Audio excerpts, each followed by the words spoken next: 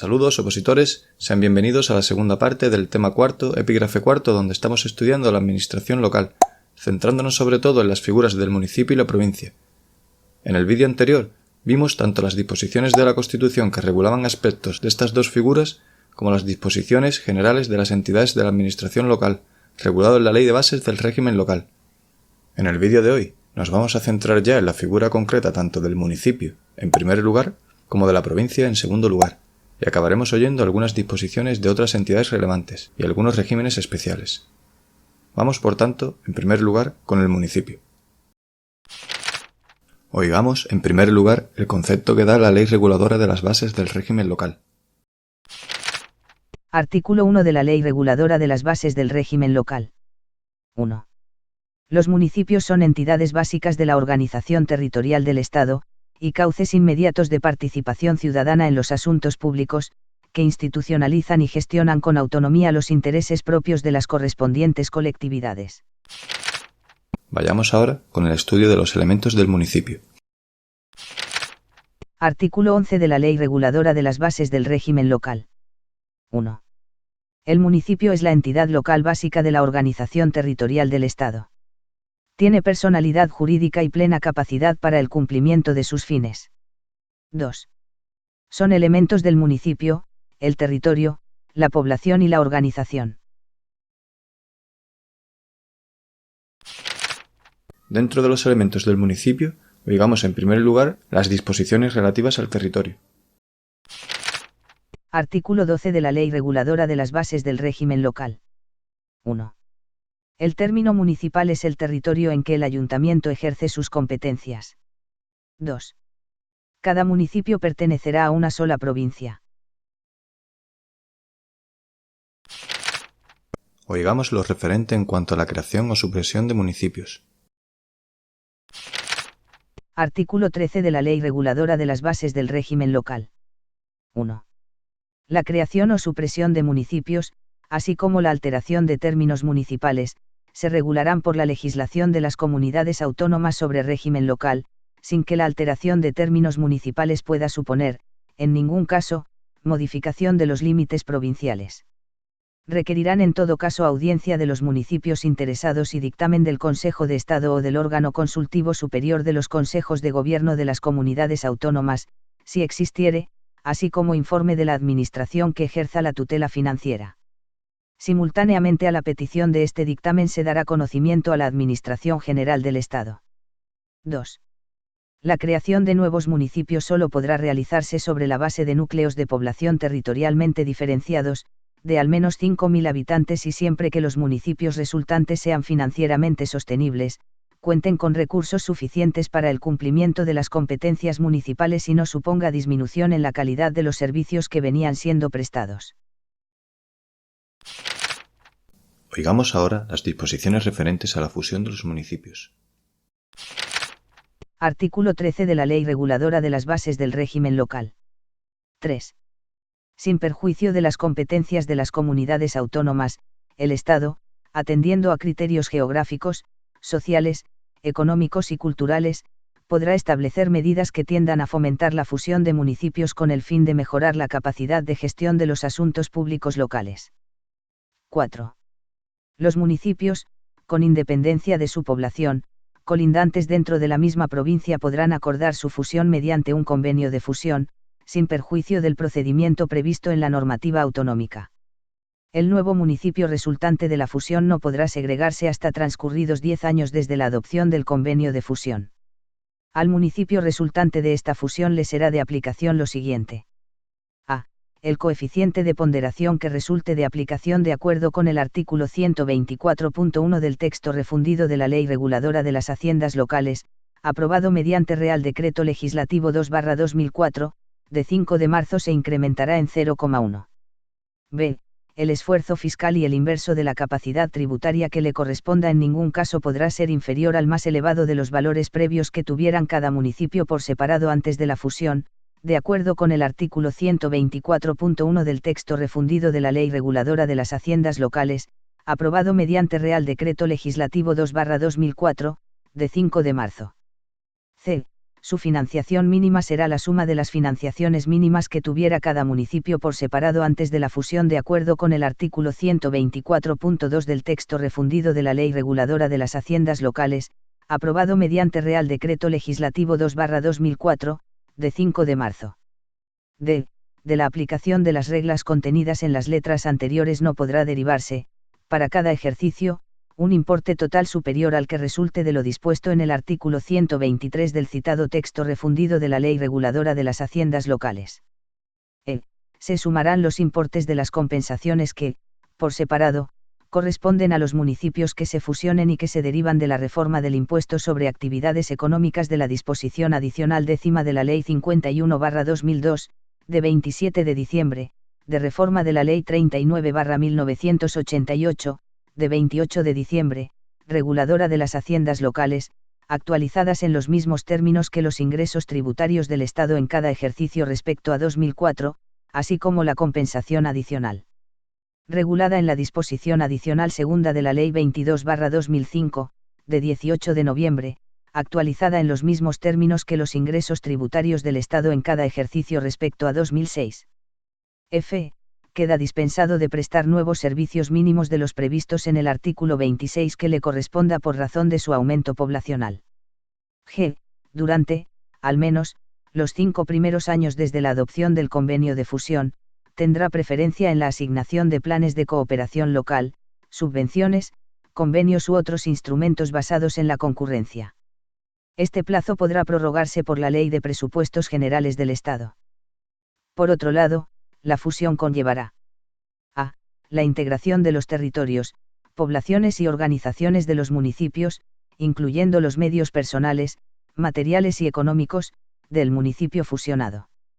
A estos efectos, el Pleno de cada corporación aprobará las medidas de redimensionamiento para la adecuación de las estructuras organizativas, inmobiliarias, de personal y de recursos resultantes de su nueva situación. De la ejecución de las citadas medidas no podrá derivarse incremento alguno de la masa salarial en los municipios afectados. El órgano del gobierno del nuevo municipio resultante estará constituido transitoriamente por la suma de los concejales de los municipios fusionados en los términos previstos en la Ley Orgánica 5/1985, de 19 de junio, del régimen electoral general. Si se acordara en el convenio de fusión, cada uno de los municipios fusionados, o alguno de ellos podrá funcionar como forma de organización desconcentrada de conformidad con lo previsto en el artículo 24 bis. El nuevo municipio se subrogará en todos los derechos y obligaciones de los anteriores municipios, sin perjuicio de lo previsto en la letra E. Si uno de los municipios fusionados estuviera en situación de déficit, se podrán integrar, por acuerdo de los municipios fusionados, las obligaciones, bienes y derechos patrimoniales que se consideren liquidables en un fondo, sin personalidad jurídica y con contabilidad separada, adscrito al nuevo municipio, que designará un liquidador al que le corresponderá la liquidación de este fondo. Esta liquidación deberá llevarse a cabo durante los 5 años siguientes desde la adopción del convenio de fusión, sin perjuicio de los posibles derechos que puedan corresponder a los acreedores. La aprobación de las normas a las que tendrá que ajustarse la contabilidad del fondo corresponderá al ministro de Hacienda y Administraciones Públicas, a propuesta de la Intervención General de la Administración del Estado. El nuevo municipio aprobará un nuevo presupuesto para el ejercicio presupuestario siguiente a la adopción del convenio de fusión. Artículo 13 de la Ley Reguladora de las Bases del Régimen Local. 5. Las diputaciones provinciales o entidades equivalentes, en colaboración con la comunidad autónoma, coordinarán y supervisarán la integración de los servicios resultantes del proceso de fusión. 6. El convenio de fusión deberá ser aprobado por mayoría simple de cada uno de los plenos de los municipios fusionados. La adopción de los acuerdos previstos en el artículo 47.2, siempre que traigan causa de una fusión, será por mayoría simple de los miembros de la corporación. Por último, atendamos a los cambios de denominación. Artículo 14 de la Ley Reguladora de las Bases del Régimen Local. 1. Los cambios de denominación de los municipios solo tendrán carácter oficial cuando, tras haber sido anotados en un registro creado por la Administración del Estado para la inscripción de todas las entidades a que se refiere la presente ley, se publiquen en el Boletín Oficial del Estado. 2. La denominación de los municipios podrá ser, a todos los efectos, en castellano, en cualquier otra lengua española oficial en la respectiva comunidad autónoma, o en ambas. Oigamos ahora, dentro de los elementos del municipio, los artículos referentes a la población. Artículo 15 de la Ley Reguladora de las Bases del Régimen Local. Toda persona que viva en España está obligada a inscribirse en el padrón del municipio en el que resida habitualmente. Quien viva en varios municipios deberá inscribirse únicamente en el que habite durante más tiempo al año. El conjunto de personas inscritas en el padrón municipal constituye la población del municipio. Los inscritos en el padrón municipal son los vecinos del municipio. La condición de vecino se adquiere en el mismo momento de su inscripción en el padrón. Artículo 16 de la Ley Reguladora de las Bases del Régimen Local. 1. El padrón municipal es el registro administrativo donde constan los vecinos de un municipio. Sus datos constituyen prueba de la residencia en el municipio y del domicilio habitual en el mismo. Las certificaciones que de dichos datos se expidan tendrán carácter de documento público y fehaciente para todos los efectos administrativos. La inscripción en el padrón municipal solo surtirá efecto de conformidad con lo dispuesto en el artículo 15 de esta ley por el tiempo que subsista el hecho que la motivó y, en todo caso, deberá ser objeto de renovación periódica cada 2 años cuando se trate de la inscripción de extranjeros no comunitarios sin autorización de residencia permanente. El transcurso del plazo señalado en el párrafo anterior será causa para acordar la caducidad de las inscripciones que deban ser objeto de renovación periódica, siempre que el interesado no hubiese procedido a tal renovación. En este caso, la caducidad podrá declararse sin necesidad de audiencia previa del interesado. 2. La inscripción en el padrón municipal contendrá como obligatorios solo los siguientes datos. A. Nombre y apellidos. B. Sexo.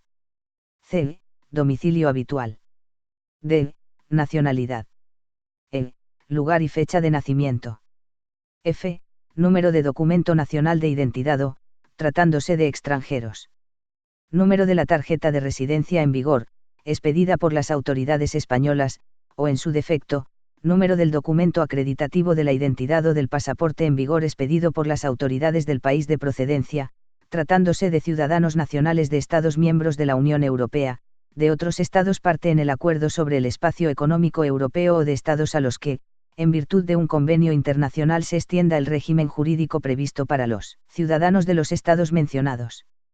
Número de identificación de extranjero que conste en documento, en vigor, expedido por las autoridades españolas o, en su defecto, por no ser titulares de estos, el número del pasaporte en vigor expedido por las autoridades del país de procedencia, tratándose de ciudadanos nacionales de estados no comprendidos en el inciso anterior de este párrafo, salvo que, por virtud de tratado o acuerdo internacional, disfruten de un régimen específico de exención de visado en materia de pequeño tráfico fronterizo con el municipio en el que se pretenda el empadronamiento, en cuyo caso, se exigirá el correspondiente visado. G. Certificado o título escolar o académico que se posea. H. Cuantos otros datos puedan ser necesarios para la elaboración del censo electoral, siempre que se garantice el respeto a los derechos fundamentales reconocidos en la Constitución. 3.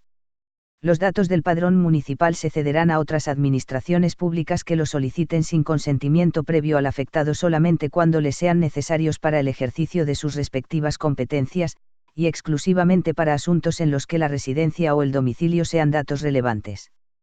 También pueden servir para elaborar estadísticas oficiales sometidas al secreto estadístico, en los términos previstos en la Ley 12/1989, de 9 de mayo, de la Función Estadística Pública y en las leyes de estadística de las comunidades autónomas con competencia en la materia. Artículo 17 de la Ley Reguladora de las Bases del Régimen Local. 1. La formación, mantenimiento, revisión y custodia del padrón municipal corresponde al Ayuntamiento, de acuerdo con lo que establezca la legislación del Estado. Con este fin, los distintos organismos de la Administración General del Estado, competentes por razón de la materia, remitirán periódicamente a cada ayuntamiento información sobre las variaciones de los datos de sus vecinos que con carácter obligatorio deben figurar en el padrón municipal, en la forma que se establezca reglamentariamente. La gestión del padrón municipal se llevará por los ayuntamientos con medios informáticos. Las diputaciones provinciales, cabildos y consejos insulares asumirán la gestión informatizada de los padrones de los municipios que, por su insuficiente capacidad económica y de gestión, no puedan mantener los datos de forma automatizada. 2. Los ayuntamientos realizarán las actuaciones y operaciones necesarias para mantener actualizados sus padrones de modo que los datos contenidos en estos concuerden con la realidad. Si un ayuntamiento no llevara a cabo dichas actuaciones, el Instituto Nacional de Estadística, previo informe del Consejo de Empadronamiento, podrá requerirle previamente concretando la inactividad, y si fuere rechazado, sin perjuicio de los recursos jurisdiccionales que procedan, podrá acudir a la ejecución sustitutoria prevista en el artículo 60 de la presente ley. 3. Los ayuntamientos remitirán al Instituto Nacional de Estadística los datos de sus respectivos padrones, en la forma que reglamentariamente se determine por la Administración General del Estado, a fin de que pueda llevarse a cabo la coordinación entre los padrones de todos los municipios.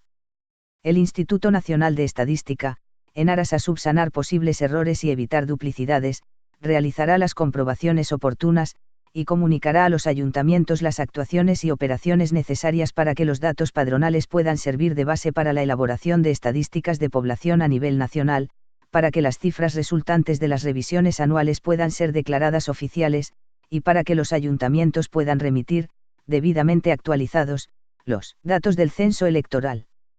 Corresponderá al presidente del Instituto Nacional de Estadística la resolución de las discrepancias que, en materia de empadronamiento, surjan entre los ayuntamientos, diputaciones provinciales, cabildos y consejos insulares o entre estos entes, y el Instituto Nacional de Estadística, así como elevar al Gobierno de la Nación la propuesta de cifras oficiales de población de los municipios españoles, comunicándolo en los términos que reglamentariamente se determinan al ayuntamiento interesado.